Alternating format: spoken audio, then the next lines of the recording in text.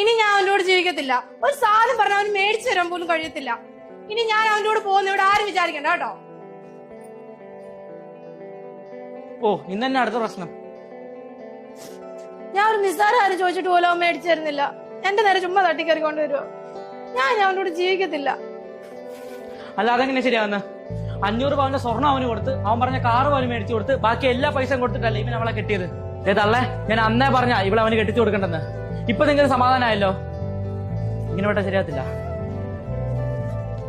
എടാ ദേ അവൻ വിളിക്കുന്നു. ഞാൻ സംസാരിക്കാൻ ഇതാ. എടാ നിന്നെ അങ്ങോട്ട് വിളിക്കായിരിക്കുവായിരുന്നടാ.